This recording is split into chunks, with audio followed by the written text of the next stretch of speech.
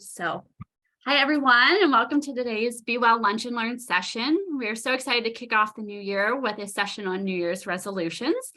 We are joined once again by Michelle Zellner and look forward to what she has to talk about. But before that, I would also like to share that we are joined by two Weight Watchers or WW representatives, Jessica and Kelly, who will talk about what resources and offerings Weight Watchers has for us as employees. Before doing that, I did want to remind you that these sessions are recorded. So if you're unable to stay for the entire length of the presentation, I would just like to rewatch it at some other point. We will send out the recording along with the PowerPoint presentation in a follow-up email. So just keep an eye out for that. In addition, if you have any questions or comments for any of our presenters, feel free to use the Q&A feature in the chat box feature, and we will get to as many as time allows for. So with that, I will pass this over to Jessica and Kelly. Okay, great. Hi, everyone. Happy Tuesday. Thank you so much for having us.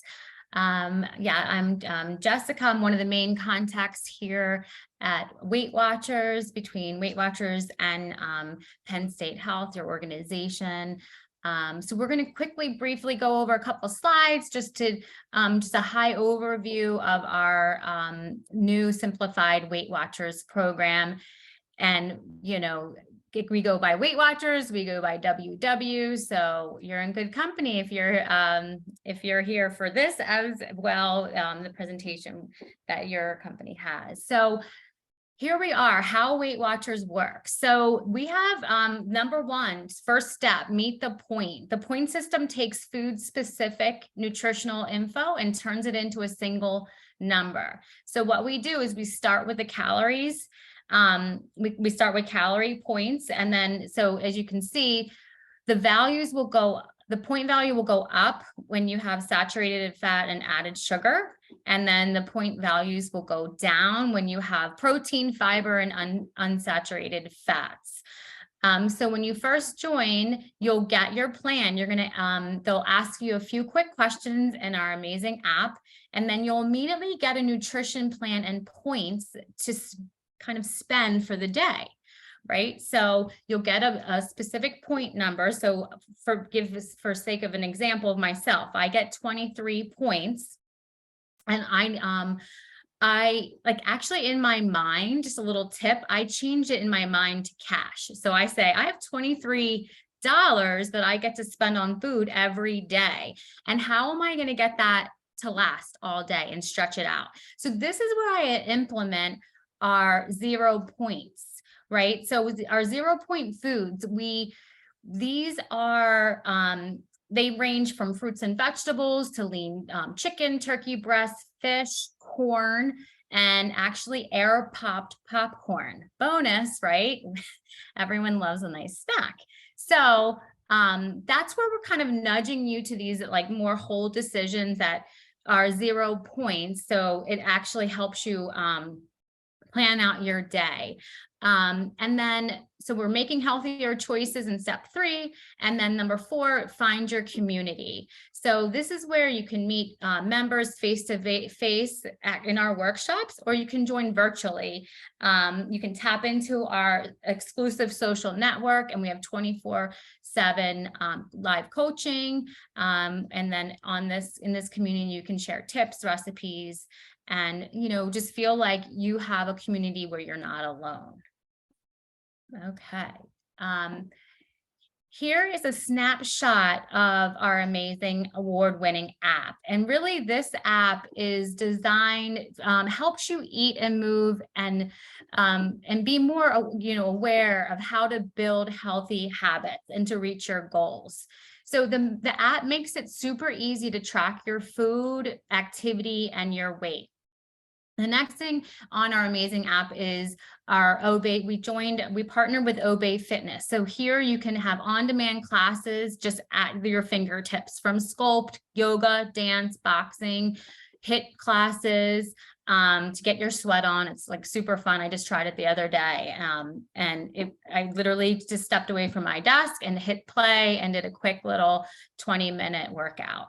The next we have is sleep, which is great. So Weight Watchers is now helping members build healthy sleep habits as part of their weight loss and wellness journey. So in the app, you can track your there's sleep better techniques and tailored advice for that. The next one is our Connect. And again, I just talked about that before, but this is our community where you can meet people that you have common interest with, share recipes, get positive energy, encouragement. And then we have our famous and my favorite barcode scanner, where you can go ahead. I was at the food store and you can just pick up, say, granola, and I can just click on my scanner and see how many points it is. So it makes it really, really easy. Again, we partner with Breathe, so you can get mindfulness meditation, calming sounds off your phone, help you throughout your day to stay a little bit more relaxed. And then we have coaching tips, 5-minute coaching tips. An example would be how to deal with late night snacking. So there's a quick 2-minute video on that. And then we'll move along here. I know we don't have a ton of time, but we have, I touched upon our workshops. So this is our workshops is really, and I didn't say I'm actually a Weight Watchers member myself. I lost 60 pounds about 15 years ago. And I find that the workshops is where it gave me accountability. And when I would go into the shops, it was, a 30-minute session. I got to weigh in, very confidential, but I was with like-minded members, and I just felt comfortable, and I was able to eventually just open up about, my journey. And then we again shared tips and tricks. So this workshop is available down here with our premium membership, and we'll dive into that really quick here. Okay, so we have you have an amazing offer through Penn State Health. So you can now join for 50% off the retail price. So retail is for our core, which was formerly digital. It retails at $22.95. So through your organization, you can get it for $8.48. Now the premium, which was formerly unlimited and workshops, it's unlimited workshops and digital, is now called premium. Through your offering, you could get that for $19.11. Retail cost is $44.95. So this is really a great deal. And we have some, just some notes in here. You get, just being upfront, Penn State Health provides 50% discount on Weight Watchers members for the first 6 months. Then after 6 months of the membership, members are charged discounted monthly pricing at $16.96 for core and $38.22, which is still an incredible offer. Here you can see, just go to www.com/Penn State Health to sign up. And I did want to show what we're, right now we're running in this exclusive, we've never done this before. So if you sign up from now until February 28th, you can get a free Bluetooth body weight scale, which your scale syncs to your phone, which makes tracking seamlessly. So you would go to the www.com/Penn State Health, sign up, and then you need to go to www.com/free scale to redeem your scale. I see some chats. Did anyone, am I just keep talking? Or any questions that came up? Kelly, can you see anything? Yeah, there was one question about the pricing. So I'm going to reach out to the member offline and help answer her question. Okay, perfect. Yeah, definitely put in the chat. I have all my contact information here. Jessica Warner, and my email, my cell phone. You can reach out to me at any time. I'd be more than happy to answer any questions that you may have about this offering. Anything else, Kel, you want to add, or I think we hit everything.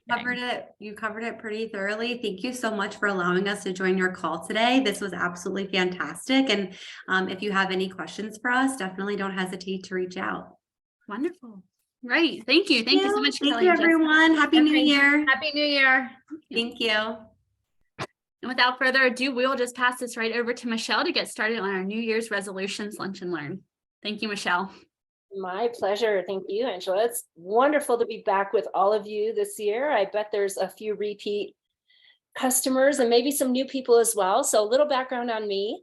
My name is Michelle Zellner. I have a wellness business called Better Beings, and that's been my mission for 25 years, to help people be better human beings, physically, mentally, and emotionally. I am really grateful to get to partner with amazing EAPs like yours, Support Link. And this is one of my favorite topics to talk about because it's certainly something that I have worked a lot on and kind of shifted my approach, my mindset, my attitude about all of it. And I'm excited to get to share all of that with you today, but also really just want to hear where you are with not just like what you want to accomplish this year, but what is your approach? How are you going to get it done? What is your attitude about the whole resolution thing? And, you know, are you a big fan? Do you do it every year and then just give up? Kind of where are you on that? So we should have lots of time to have conversation. Please use that chat box. And actually, I think that's a good way to get us started. So let's go scale of 1 to 10. 1 is I hate resolutions. I never make them. I used to make them. I fail all the time. So why bother? 10 is I am the Olympic gold medal champion of setting my sights on what I want to accomplish, creating the plan to accomplish it. And I accomplish every single thing every time I do that. Scale of 1 to 10, where are you with it? And maybe by the end of this, we'll get to kind of move that needle a little closer to the 10. This is not judgment in any way. This is simply for me to kind of gauge my audience, gather a little information. Also for you to get a bit of awareness, because what I hope is that by the end of this, whatever your feelings and beliefs and your success rate has been thus far, I hope that I tell you something or something comes through the conversation that ignites your desire, your motivation, your inspiration to do something differently, to be more successful. That's really my goal. So excellent. We have everything from a 1 to let's see, what's my top score here? A 1 to a 6. Okay. Oh, that's great. Never did them. Never understood why wait for the new year. You are speaking my language. But you know what? There is some history to it. So this is not unique to us in the Western world. It's actually started way long time ago. And I think, you know, just that symbolic fresh page, right? The turning of the calendar, the new fresh start. And it really does, for a lot of people, it is just like get through the holidays and then hit the reset button. It's kind of the way it's turned out in our Western world these days. So for me, my own history with it is I would, you know, go through life and go through the year and go through the holidays and then wake up in January feeling utterly disgusted in a lot of ways, physically, emotionally, financially, just like, ugh. And be like, okay, I'm going to do better. I'm going to eat better. I'm going to exercise more. I'm going to be nicer to my sister. I'm not going to spend so much money, right? I'm going to be great. And then I would or I wouldn't.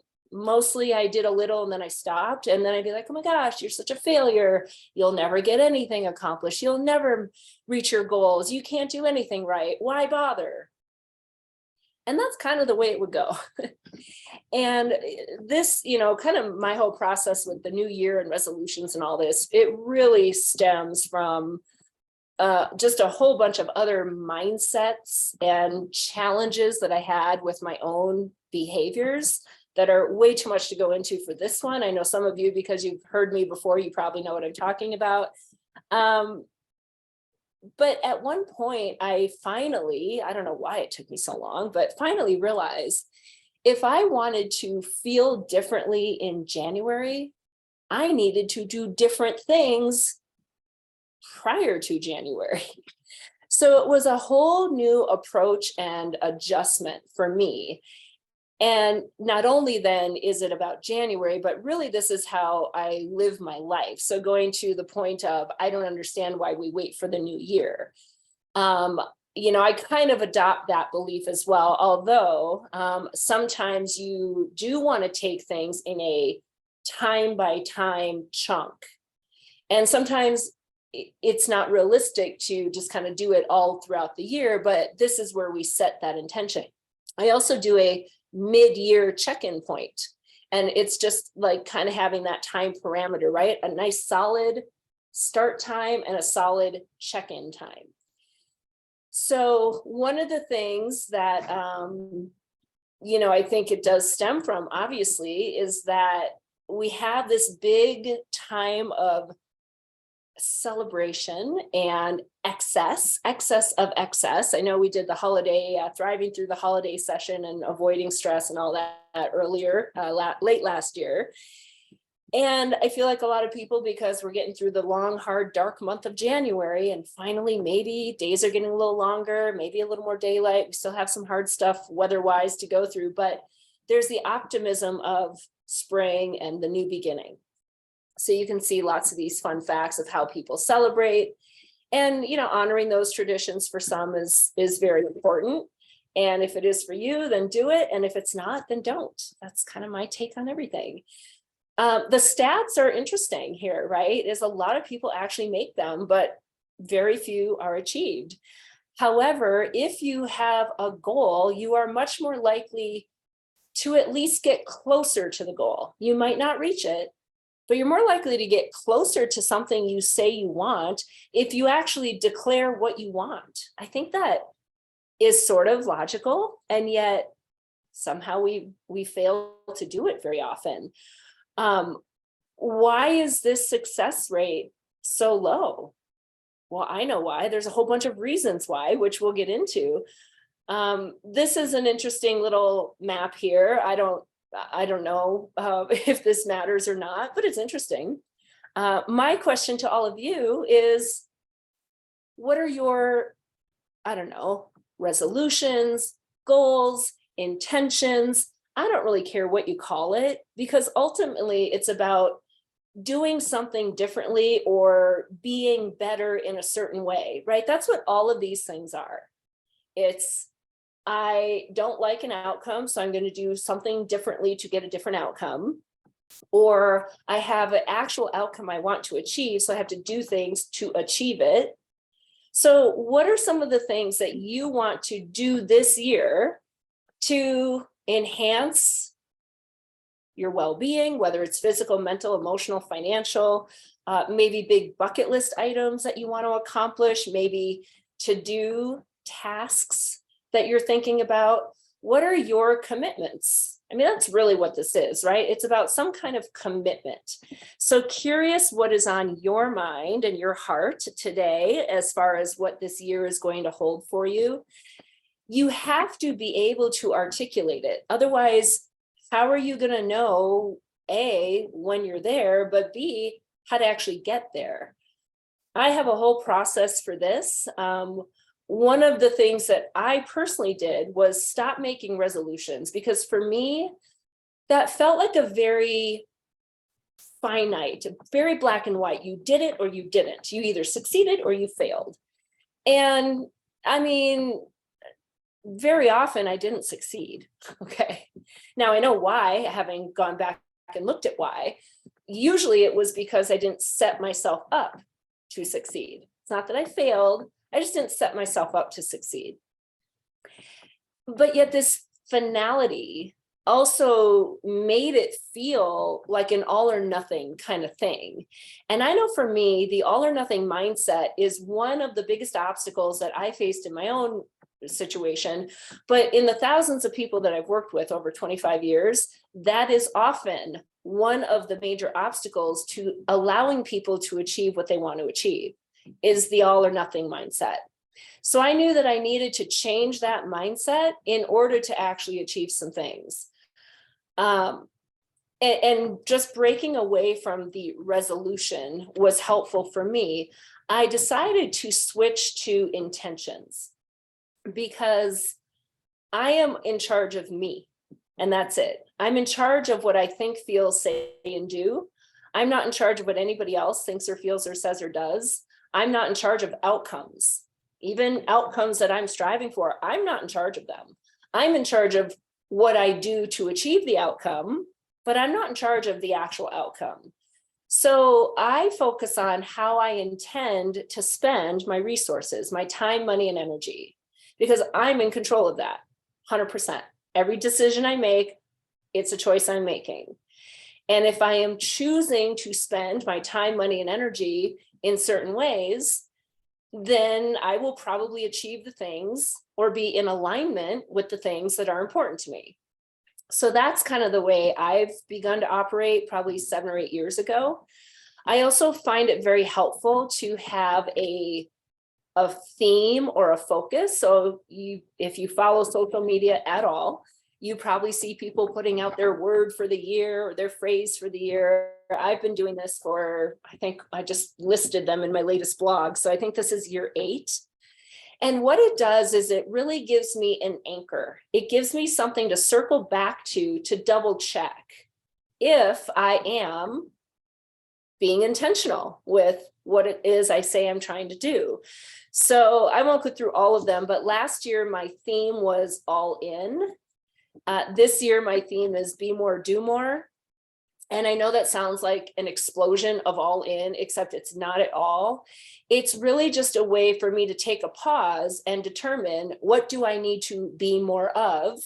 Or can I do more? And do I want to do more? And of what? So in some cases, I might want to be more aggressive. And in some cases, I might want to be more patient. In some cases, I might want to be more social. And in another situation, I might want to be more solitary. So it's just a way to honor what I need, as well as what is best for the situation, to be intentional about it rather than reactive or, haphazard with what I'm doing. Here are the top 10. And all of a sudden that chat box got super quiet. Nobody has shared with me what you are trying to achieve this year. So let's chat, people. Come on. I know you know how to use it. I'm just very curious because my guess is there are, lots of these that are on the list, but is there anything different? Ooh, that's a good one. Watch less TV. I bet a lot of people could benefit from doing that. I'm surprised that I don't know when this survey of the top 10 was taken, but I'm surprised that there's not, reduced screen time or social media. But I bet if we resurveyed, that would start to be in the top 10 for a lot of people. Return to school. Woo, good one. Walk or run a 5K by the end of the year. Love that. Achieve a healthier weight and sleep better. Beautiful. Save money, spend more time taking computer courses, take better care of overall health. Beautiful. Living healthier, start my MBA. Fantastic. I love it. Keep on getting these thoughts out of your head. Oh, I like that one. Relax my face. That's so funny you say that, because I actually I had an esthetician years ago tell me to relax my face. It was the first time I became aware of how much tension we hold everywhere in our body. Because I thought, what are you talking about? I'm getting a facial. She's like, no, really, relax your face. I was like, whoa, I like it. Have more patience, cultivate a new friendship. I love that. A couple of years ago, meet and develop 3 new friends was on my vision board specifically. Yeah, that's fantastic. Beautiful. Keep brainstorming, because here's the thing. We go through life, we go through the year, and then we look back and we're like, oh, I wish I would have, or I should have, or I could have. And if we want to stop woulda, coulda, shoulda-ing, we have to be more proactive about what it is we want. So clarify for yourself what you want. And here's the thing, if it is something that you're saying out loud, like in a chat box, or you're putting it on paper, or you're making a vision board about it, which personally I'm a huge fan of, there should be a really good reason why. And I think this is one of the reasons people are not successful, because they pick these things And it actually either is not that important to them, or they didn't set themselves up for success with the proper strategy, or it is something that's important. It is just not maybe realistic to accomplish at this point in life. Or they set out with great intentions and then an obstacle showed up and it threw them off and didn't know how to get back on. I mean, it's usually one or more of the following as to why the success rate is so low. So I would say if there is something you are wanting to achieve or a behavior you're wanting to modify, whenever I'm working with somebody, as well as myself, the first question I ask is why? Why do you want to do that? Why do you want to relax your face? Why do you want to have a new friend? Why do you want to start your MBA? Right? Why do you want to have more patience? Why? Why do you want to save money? Why do you want to sleep better? Why? There has to be a reason, because if there's not a good reason, the likelihood that you're going to do what it takes for as long as it takes and as consistently as it takes to do it is relatively slim. So what's your why? And for those of you who have shared what you want to accomplish, thank you. If you want to share why you want to accomplish that, that's just a way to get you thinking, because here's the thing. Accomplishing things is hard, right? Getting an MBA is hard. That's going to require hard work, dedication. It's going to require probably you saying no to other things, maybe saying yes to some things you really don't want to do. It's going to require consistency, determination. All of that is hard. So why do you want to do that? It's easier to not get an MBA, right? You know, why do I want to watch less TV? It's so easy to watch TV and it's kind of enjoyable. And, you know, everybody's talking about this show and I want to be involved in this show and talk about it with them. So why are you going to watch less? Why would you do that? Have a good reason. For brain health, better sleep. Excellent. For the person who's trying to watch less TV. Wonderful. Your why, your personally meaningful reason for making hard choices. That's what it is. The healthy choice is the hard choice. The right choice is the hard choice. The choice necessary to accomplish your goal is the hard choice. That is almost always the case. And if you don't have a good reason for making hard choices, you're not going to do it, right? This goes into the all or nothing mode. Well, I'm going to try to be really good. I'm going to try to watch less TV. And then I didn't. Oh, well. Because I didn't have a plan, really, right? This is beautiful. I want to have more patience. So I take the time with my family and I am engaged with conversation to be more in the moment and enjoy my loved ones. I love that. Getting close to retirement. I love Excel, want to improve and advance in this area because I'm getting older. I can't ignore my health anymore. So that's the person to take more computer courses and focus on their health, taking better care of overall health. Beautiful. So clarifying your why. I encourage every single person to do this. I think other, ways that we set ourselves up for success are to get incredibly specific. And most of you, I'm guessing, have heard of SMART goals, which we'll talk about. I find them totally annoying and yet incredibly helpful because we're vague, right? When someone comes to me and says, I want to lose weight. Okay, that first of all, that's not a goal. That's a statement.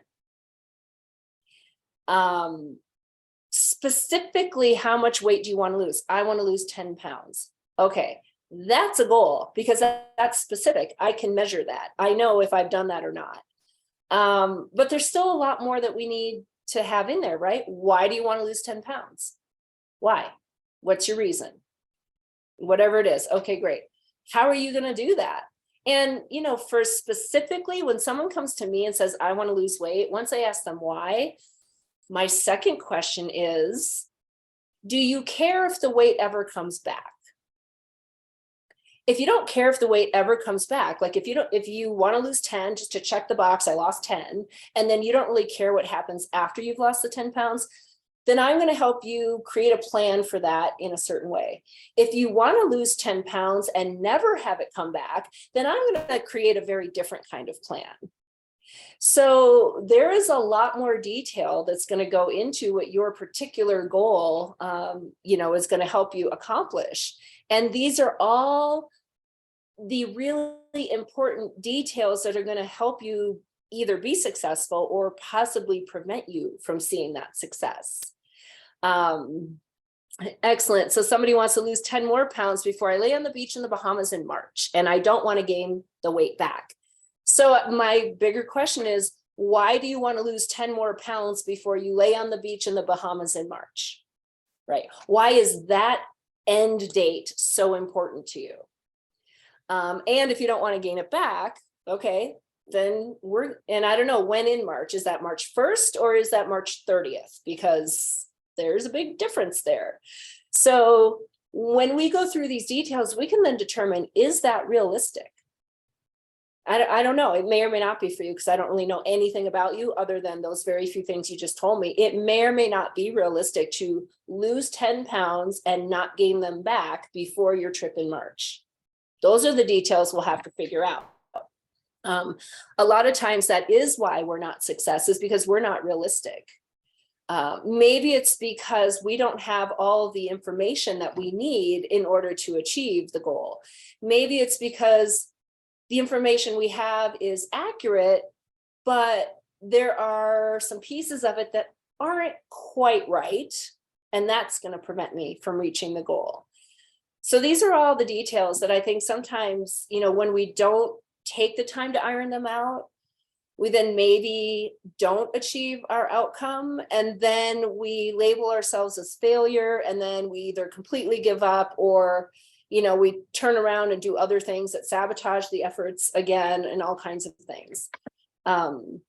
So definitely specific, go through the steps. How are you going to measure it? Is this achievable or realistic? And what are the actions necessary, right? So for the person who wants to lose that 10 pounds by March, what do you have to do that? Well, weight loss is easy. Just burn more calories than you consume. Super simple. Starve yourself and work out like a maniac. You'll lose weight. I don't want you to do it that way, because neither of those options are healthy. Neither of those options are sustainable. And once you can't sustain those behaviors anymore, the weight is going to come back and you're going to gain even more than when you started. So again, we got to really understand what goes into the whole process. Weight-bearing exercise, the why is to slow down muscle loss due to aging. So my question is even, why? Why do you want to slow down muscle loss due to aging, right? Why? My guess is because you want to be a healthy, active, independent human as long as you can possibly be. And you know that muscle is critical for that, right? But that's how personal and deep you want to go with your why. So that when you're making that choice, am I going to go do strength training today or not? Why are you going to do it? If maybe you don't feel like it, because I didn't do it yesterday or the day before. If I don't do it today, now we're on a streak, and now we're going to maybe start to lose all the gain that we made last week because we were consistent. So really drill into that why. Set your intentions, go public, which is why I'm asking people to say these things out loud, because if it's up in here, it's not real, right? One year I had a resolution to not eat donuts. I didn't tell anybody, because that way, if I failed, nobody would know that I failed. I mean, it's really easy to eat donuts when nobody knows that you're trying to not eat donuts and everybody else around you is eating donuts. It's hard to eat donuts when your best friend who's right there with you, when you said, hey, I don't want to eat donuts and I want you to help me not eat them. And then you go eat it, right? She's going to be like, Michelle, you told me you didn't want to eat donuts. So you have to go public. You have to say it out loud, if not to other people, at least to yourself. It makes it real. And I think the attitude and approach for which we do these things also, right? The words that we use, not I have to exercise more, but I'm setting an intention to exercise more this year. Okay, what does exercise more even look like? Does that mean you're going to go from walking 3 times a week to walking 3 times a week and doing strength training 3 times a week? Or you're going to go from walking 3 times a week for 30 minutes to walking 3 times a week for 45 minutes? Or you're going to go from walking 3 times a week to walking 6 times a week, right? Specific. Be very, very clear exactly what it is you're trying to accomplish. I'm going to take that top one. Be ready for some failure. I don't like to label it that, honestly, and I used to, and that's what we do. But I think you either successfully executed your intention, your plan, achieved your goal, or there's a reason you didn't, and I can learn from it. I used to say things like, well, I'm going to try to eat better. And then I do that, and then I wouldn't, and be like, oh my gosh, you're such a loser. And then I would eat more to make me feel better about being a loser, about not eating better, right? I know some of you can completely relate. Well, instead, I decided to analyze, okay, this is what eat better means to me. Why did I make this other choice? Oh, well, it's because I starved myself all day because I was eating better, except that's not better. Of course, I'm going to go and binge later on because I literally set my body up for that. Now, when I learn that, and I can understand how to properly nourish my body so I don't set myself up to binge later, I've learned something. So yes, I went down a road and I didn't execute what I planned, but I learned why not, and now I can do it differently. So I'm not going to call that experience a failure. I'm going to say, I learned something really valuable that I can use later to help me succeed. So I'm not going to tell you to be ready for failure. I'm going to ask you to be open to learning and growing, because that's what you're going to do. You're going to learn and grow. If you choose to not learn and grow, then you're just choosing to not learn and grow. I'm still not going to call it a failure. Make it easy to maintain. So I don't know that easy is the right word, because choices are hard, especially in the world that we live in today and the real lives that you are living today. But is it sustainable? Right? Is this something that you can do as a lifestyle if that's what it requires, right? Some of these things, there is a hard and fast, like it's here, it's done, I'm done. I'm going to pay off my credit card. Okay, did it, done.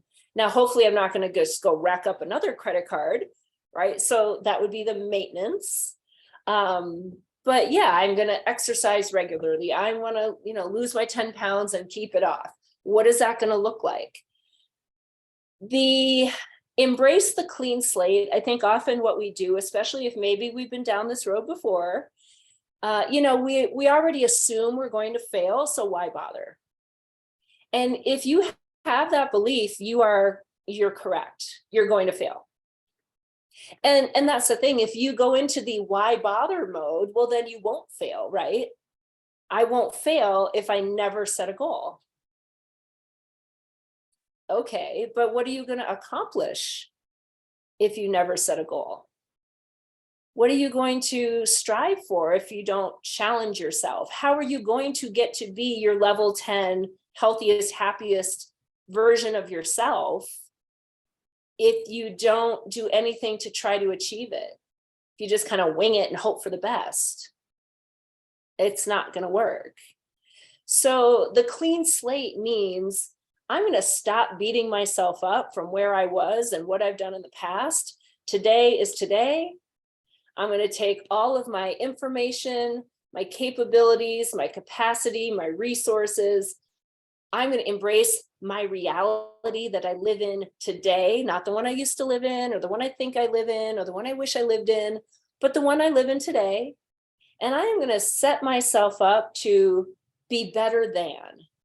Maybe to make a better choice than I used to make, or to be, better in terms of my mindfulness than I typically am, right? Getting closer to a version rather than farther away from a version is something that I think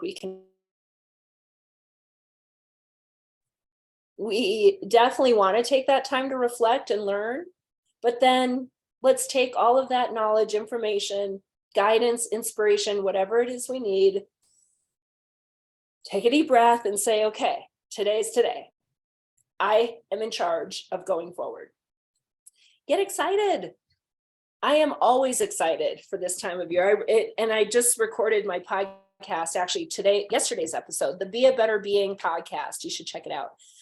My co-host and I talked about yesterday, the episode, and about our visions for the new year. And I feel like for the last 7 or 8 years, I've been saying, I'm so excited for this year. And I know that might not always be the case. I live in reality. I understand this, but I am embracing it while I got it. And I hope it's going to be the case forever. I'm going to do my best to always be excited for what's coming up for the year. There are certain things I'm not excited about 100%, but those are things I don't control. And so I choose to let go of things I don't control and focus on the things I do control. And I'm excited for the things that I control. That's because I have been working on this in my own life and on this journey for a long time to get to that place. But your attitude and your mindset really is going to be a huge factor in not only your experience of life, but your joy of what we're doing as we go through this life. Maybe you don't get excited, but maybe you say, okay, I can do this. I want to see what I can accomplish, how much I can push myself, how much I can challenge, what I can do, where I can improve and what I can contribute, whatever that looks like. Some resolution don'ts, definitely being unrealistic and too rigid, right? Sometimes we have this idea, and this is the all or nothing mindset. If it doesn't go the way it's supposed to go, then I don't do it. Success is the result of consistency, of learning when and how to pivot if necessary, how to adjust, how to reevaluate, how to shift, right? That is what success looks like. If we have a very limited view of success, we are going to rarely be successful. And don't be unrealistic. And what does that even mean, right? Well, your capabilities and capacity, you know it. And sometimes we overestimate our capabilities and capacity. Sometimes we underestimate it. Sometimes we're basing it off of what life used to look like, even though life doesn't look anything like it used to look. Sometimes we base it off of what somebody else is doing, rather than looking at our own real life. So be honest in your assessment about your capabilities and your capacity. If we're not honest with ourselves, we are setting ourselves up for disappointment. The comparing left and right and the judgment, let's just stop. Can we just stop? And I know it's really hard. It's really hard. And we all do it. It's normal. And we can do it a little bit. And if you get inspiration from that, and that is a motivator for you, then do it. But if it is actually something that takes you down a notch, that says, oh, well, I'm not as good, so why bother? Or, wow, look at what she's doing. I should be doing all that too, but I don't feel like I can, so I must not be very worthy. Then let's just stop, right? We all have gifts and strengths and talents, and they're different. It doesn't matter what your best friend is doing or what your sibling is doing or what your boss thinks you should be doing. What matters is, let's be honest with ourselves and let's appreciate our capabilities and our strengths and our talents, regardless of what somebody else's are, right? I can celebrate what somebody else's are and still appreciate what mine are, and they're different, and that's good. Can you imagine how dumb the world would look if we all had the exact same strengths and talents? It wouldn't work. It really wouldn't.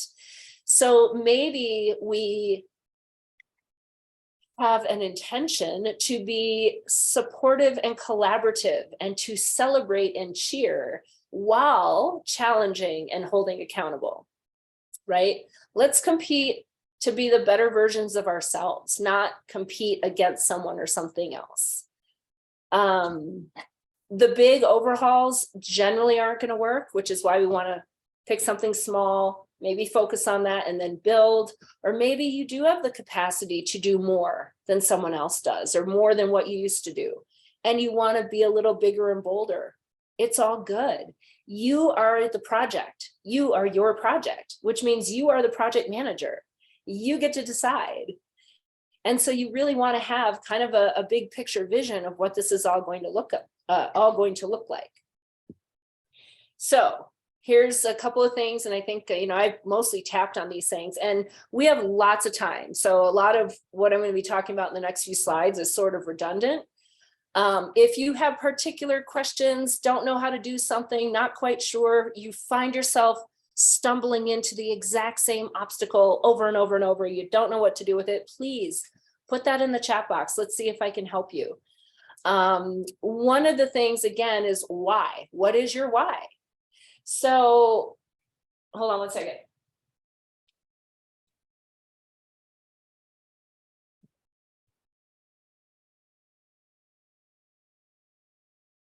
I mentioned I'm a big fan of a vision board. So for those of you who don't know what a vision board is, this is my version of it. They don't have to look the same. Everybody's are different, but it's basically a visual representation of what's important to me, on how I want to spend my time, money, and energy, on things that I want to remind myself of to keep doing. Right? These are just over the past years. I've been making them for a while now. You're like, gosh, they all look the same. That's true. Every year I'm like, oh, I'm going to make it different this time. It always looks the same. If something is on your vision board, it's a goal, right? It should align with your goals, values, and priorities. So why? What is your why? Well, first of all, what are my values and priorities? Let me start there. Put real words on paper. Right? What's important to you? And then how we go about spending our resources, time, money, and energy, ideally should align with what I said is important to me. So my physical health is important to me. What do I need to do? Well, I need to eat healthy. I need to exercise. I need to get adequate sleep. I need to learn how to be patient, manage my stress, learn to let go of things I can't control, learn to forgive, maybe have kinder, gentler conversation with myself, maybe with some other people, right? These are all the things necessary to be a healthy, happy, thriving human. So because I've been working on that for a long time and living the healthy lifestyle for a long time, as my vision boards, as the years go by, there is less of those things that are on it, but they're always there because they are always important to me. And then every year I have some big things I want to do, like one year it was write my book. The next year it was write my nutrition book. The next year it was finish my online content courses. The next year it was launch a podcast. This year, there's a couple big ones that I'm not saying out loud yet. There's one that happened was start my nonprofit. So for me, there's always big things. And why are each of these things important? There's a reason that I wanted to write a book and write my nutrition book and do my online content and launch a podcast and start it. There's reasons. Okay, I'm not just doing them because. There have been times when I just did them because, right? So for years and years and years, do more yoga. Yoga was on my vision board every year. Well, why? Well, because I'm the wellness girl. And I was like, oh, you do yoga? I'm like, no, I don't do yoga. I think yoga is great. It's just, I don't do it. It's not my thing. I get my flexibility, my core, my balance training in other ways. I have really great stress management, mindfulness tools already solid in my life. But I felt like I should do it because everybody assumes that I do it and expects the wellness girl to do yoga. So it kept showing up on my board. And then okay, I got the 10 punch pass. I'm going to go do yoga. Finally, one year I'm like, you can stop. You don't need to do yoga. It is not important to you and it doesn't add value to your life. I have friends that is a hardcore, non-negotiable, functional. I am never not doing yoga in my life. That should be on their vision board every single year. It doesn't have to be on mine, and it's okay. So when you do this year after year, you also realize there are some things on there that, why? Why do they keep showing up and they haven't been accomplished? Oh, because it's probably not that important to you. I had a friend, same thing with a marathon, run a marathon, run a marathon, 7 years in a row, run a marathon. You still haven't run a marathon. Why is it on your list? Well, because it just feels like something I should do because everybody's done it. Clearly you don't want to do it, or it would have happened by now. So she stopped putting it on her board. And then about 2 years ago, she's like, you know what? I really feel motivated. I feel like I'm in a good place. And it is a challenge. I really want to have that bucket list experience. Great. Put it on her board. And she did it because she got to a place in her life where, you know, this is important to me for whatever reason she determined. But that's the thing, right? You have to get there. For me, having that theme is a check-in. So, you know, checking in to see if I am in alignment. So my word this year, be more, do more. It's the check-in. And it's the visual representation so that I have it in front of me, right? We start out the year with great intentions, resolutions, and then it's mid-February and all of a sudden they're all gone because what happened? Life happened. That's what. So when you have something physically to look at, it's your little accountability buddy to check in. I had 2 years ago, maybe it was last year, I put chia seeds on my board. So I was like, why are chia seeds on the board? I'm like, because I want to make sure I eat more chia seeds. I know they're super nutritious and amazing nutrient dense foods that help everything, your brain, your heart, like everything, fiber, protein, fat, all the good things. And I just wasn't doing it. Well, guess who eats chia every single day in her oatmeal? She does. And it's amazing. And I love it. And all I needed to do was put a reminder on my board about it. So anyway, these are the things that I want you to be thinking about as you go about contemplating how you want to spend your year. Yes, thank you. My vision board. Actually, if you go to my website, betterbeings.net, you'll see a banner at the top, register for the vision board. It gives you all the information before you register, but thank you. It's super fun. I have a virtual vision board workshop, January 21st. I have amazing speakers. It's not just me sitting here telling you how to make a vision board. It's a great experience. A lot of it also is about our own internal narrative, right? It is about the story we tell ourselves. It's about the words and the beliefs that we use. It's about how we have gone through life so far and what we do or don't believe we can achieve. Everybody's got a story. And everybody gets to write to the next chapter. So one of when I really started getting passionate about this, honestly, I used to be an eye roller at all of this, especially vision boards. Like, oh, really? I was the biggest eye roller imaginable. And it was, you know how time goes. I can't remember how many years ago now, probably close to 10 years ago, coming out of just yucky stuff. Right, just coming out of yucky stuff, life, what many people have already, or maybe will go through yucky stuff. And I found that I was just kind of wallowing in woe is me world. I was just like, woe is me. I didn't deserve that, whatever, I'm fine, move on, leave me alone, don't talk to me, it's all good, just like me. And I realized like, this is not fun. This is lame, actually. And I'm not lame. I'm actually a super fun person, but I had become an unfun person and I wasn't fun in my own life. So my focus, my theme for the year was don't be so lame. Like that literally was my theme. Don't be so lame. Well, what did that mean? That mean it was up to me to do things, to pick up my head, to be proactive, to call my friends, to do things maybe I didn't feel like doing, but I knew if I did it, I'd probably have fun. I'd probably like it, probably be enjoyable.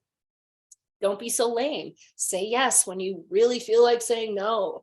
Just start living life again. And that meant I had to do it. So that theme lasted for 2 years. Don't be so lame. And then let's do that again. Don't be so lame, because it takes a while to come out of yucky stuff. And then once you start living life again, I mean, that's where like my whole theme of all the focuses, I found how powerful that theme really was. And then it inspired me to continue to have a theme. And what that did was it really allowed me to rewrite my story or to continue the story where it had left off, where I kind of just like left it dangling, right? The cliffhanger, like, okay, now what? Well, nothing, because she's lame. Well, she's not lame anymore. And this is now where I want my story to go. And then, of course, I got to do things to accomplish it, right? So once you declare your intentions, you make your vision board, you state your goals. Okay, well, what are you going to do to accomplish it? You don't just sit back and magically it happens. So you got to take that next step. We already talked about the SMART goal strategy. So anything that you want to do or accomplish, go through this process. It will help you determine if it is going to lead you to success, or if there are adjustments that you need to make along the way to help you be successful. Of course, you have to check in as the project manager, you have to check in. So how are we going to be accountable? Right? I think accountability, the Weight Watchers, right? Accountability. You are much more likely to be successful if you have accountability. There's no shame in that. There's nothing wrong with you. Like, oh, I should be able to do it on my own. I hear this all the time. Okay, but have you done it? So whether you should be able to or not really is irrelevant. What's relevant is, what are you going to do to help yourself be successful? When I said I wanted to write my book, I know me.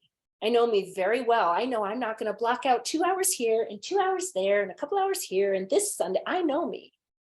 So I looked at the calendar of my life. I know my business, my ebbs and flows. I saw this chunk of time that I was not going to be very busy. I'm like, okay, this is the chunk of time that I'm devoted to writing that book. Instead of all year long, oh, I should write my book. I should write my book. I should write. No, because it's happening here.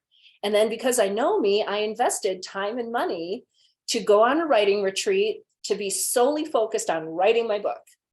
Now, why did I invest my time and money to do that? Because my book is an extension of my business, and it's going to be a platform, a launching pad to more, bigger, better, a way to get my voice to more people. And that's important to me because I think I have a really good message to share, and I want to tell it to as many people as will listen. So that was my why. It's something that, you know, again, when you really plan it out, map it out, be realistic, set yourself up for success, there is a very good chance you're going to succeed. But all of it takes time, effort, energy, planning, dedication, motivation. So you have to be willing to do the work, right? Staying the course. How are you going to measure success? Again, some things you either did it or you didn't. I either wrote the book or I didn't write the book. It's one or the other. There is kind of no, yeah, sort of, kind of, right? It's either a book or it's not. When people come to me and say, I want to lose weight, and then they did lose weight and they say, but I didn't lose any weight. I'm like, but wait, but yes, you did. Well, I didn't lose as much as I wanted to. Oh, okay. But is losing 8 pounds better than losing 0 or better than losing 3? I know it wasn't the 12 you wanted to lose, but you lost 8 pounds. So you actually lied to me when you said, I didn't lose any weight. Yeah, you did. You lost 8 pounds. So how are we measuring success? And is like this all or nothing necessary? Okay, if you're trying to give up smoking, obviously, being a non-smoker or not a non-smoker, it's one or the other.